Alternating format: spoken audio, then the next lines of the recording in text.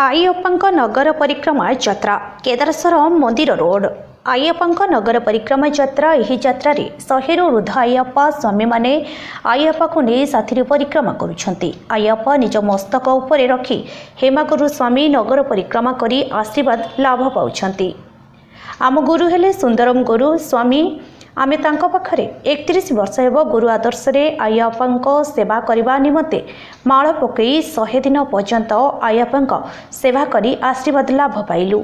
ଏହି ଆଶୀର୍ବାଦ ଲାଭରେ ସୁନ୍ଦରମ ଗୁରୁ ସ୍ୱାମୀଙ୍କ ଶିଷ୍ୟ ଆଦର୍ଶରେ ମୁଁ ହେମାଗୁରୁ ସ୍ୱାମୀ ଓ ସୁନ୍ଦରମ ଗୁରୁ ସ୍ୱାମୀଙ୍କ ଶିଷ୍ୟ ଜମ୍ବୁଲା ପୂର୍ଣ୍ଣଚନ୍ଦ୍ର ଗୁରୁ ସ୍ୱାମୀ ଆମେ ଦୁଇ ଜଣ ସ୍ୱାମୀଙ୍କ ନେତୃତ୍ୱରେ 100ରୁ ବର୍ଷ ହେବ ଏହି ଆଇଅପ୍ପାଙ୍କୁ ସେବା କରି ଆସିଛୁ ଓ ଆଗକୁ ମଧ୍ୟ ମୁଁ ମୋର ସ୍ୱାମୀମାନଙ୍କୁ ନେଇ ଏହି ଆଇଅପ୍ପା କରୁଛି ଓ ଆଗକୁ ମଧ୍ୟ କରିଚାଲିବି ବୋଲି ହେମାଗୁରୁ ସ୍ୱାମୀ କହୁଛନ୍ତି।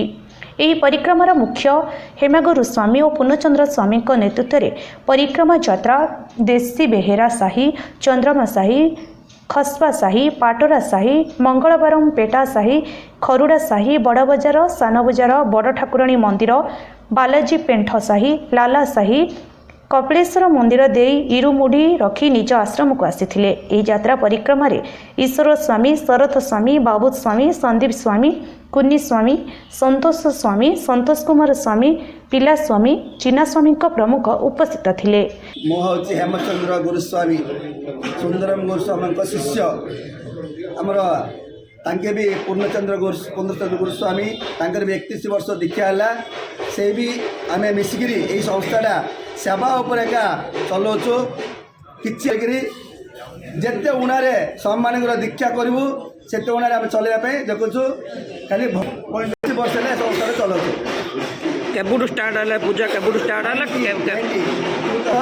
ସଂକ୍ରାନ୍ତି ଦିନ ଚାଲୁଥିଲା। 60 ଦିନ। ଆଜି କୋଉଠି?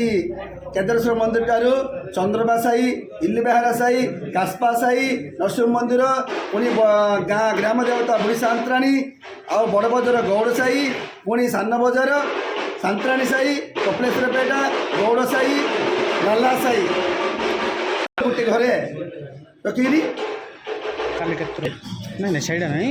କେତେବେଳେ ବାହାରିବେ? ଆଶ୍ରମ ପାଖରେ ଲାଲା ସାହି। ଗଞ୍ଜାମ ଜିଲ୍ଲାରୁ ଜିଲ୍ଲା ପ୍ରତିନିଧି ଶ୍ରୀକାନ୍ତ କୁମାର ବେହେରାଙ୍କ ରିପୋର୍ଟ, ଅପରାହ୍ନ ଲାଇଭ୍।